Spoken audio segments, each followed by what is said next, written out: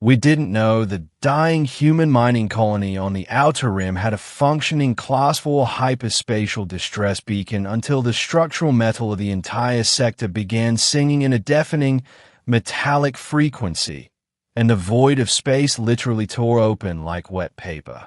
That was the exact hook the universe used to turn a hopeless planetary siege into a brutal lesson in human military doctrine.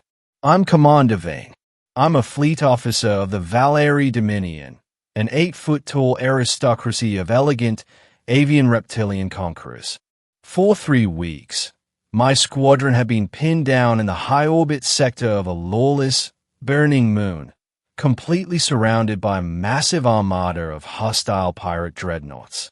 Our primary shields were completely fried, our ammunition bays were entirely empty, and our hull integrity was dropping past 12%. No aid was expected. Alien logic relies entirely on cold math, spreadsheets, and probability. The high-tech combat computers in our helmets had already run the numbers for the entire sector. The calculations were absolute. The sector was mathematically lost.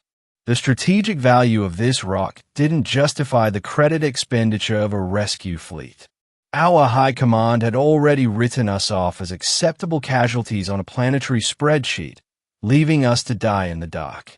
The enemy flagship, a towering, jagged block of armor, stepped into firing range, its primary plasma cannons glowing a hot, lethal crimson.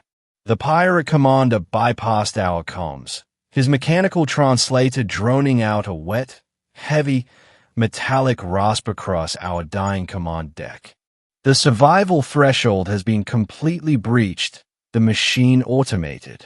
Your structural matrix is dead. Your logic centers must dictate total surrender. Walk away from the consoles. My crew dropped to their knees on the spotless floorboards, preparing for immediate vaporization.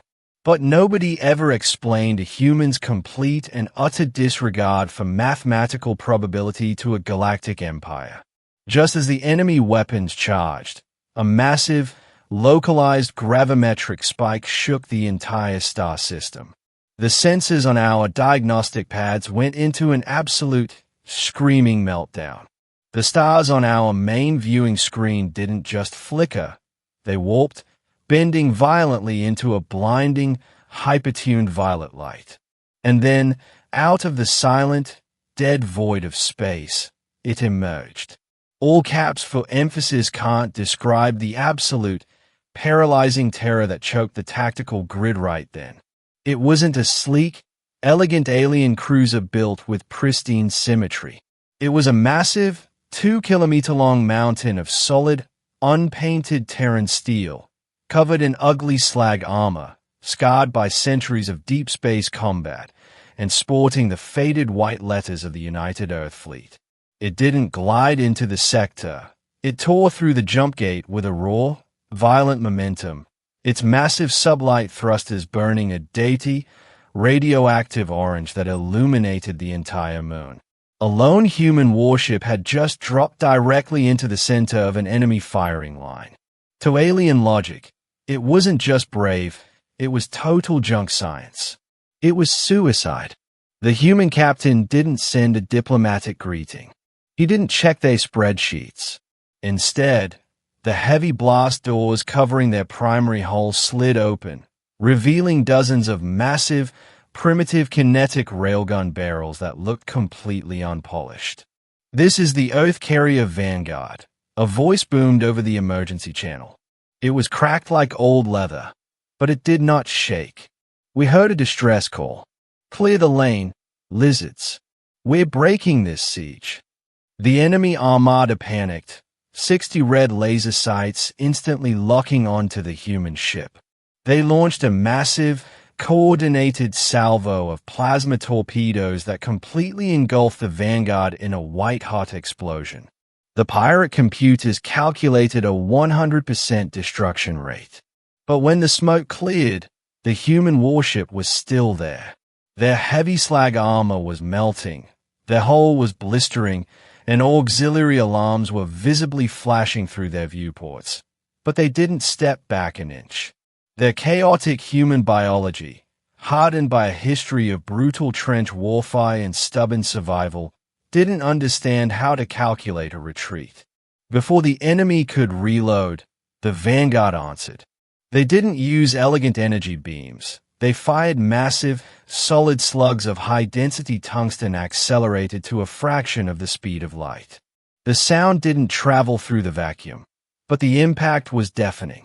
The human railguns spoke in a synchronized, ruthless rhythm, punching clean through the pirates' high-tech kinetic shields and splintering their massive dreadnoughts into floating clouds of jagged metal debris.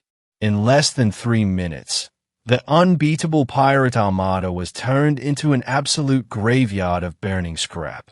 The enemy flagship exploded in a brilliant crimson flash, its cold math completely failing to account for a species that willingly uses its own hull as a shield to protect total strangers.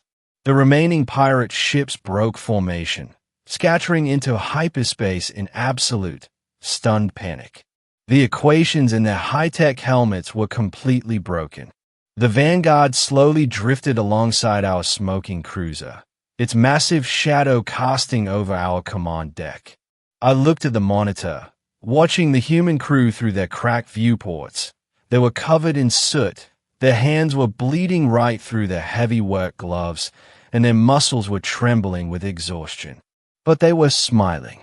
I dropped to my knees, my mandibles trembling in a rare royal gesture of profound, absolute gratitude that no Valeri officer had ever given to a lower species. The galaxy thinks humans are fragile because their bones snap under pressure and they bleed when they are cut. They look at their soft skin, they see their lack of advanced cybernetic shields, and they assume they run on the same cold, calculating spreadsheets that the rest of the universe does. But they forget that our capacity for absolute, reckless loyalty and our total refusal to accept a hopeless mathematical outcome is exactly what makes them so damn dangerous. Because when the entire universe tells you that a battle is already lost, a human is the only one crazy enough to show up and rewrite the numbers with blood and iron. So, next time you think a sector is completely abandoned, and you see a human warship dropping out of the void, don't stay to calculate the odds.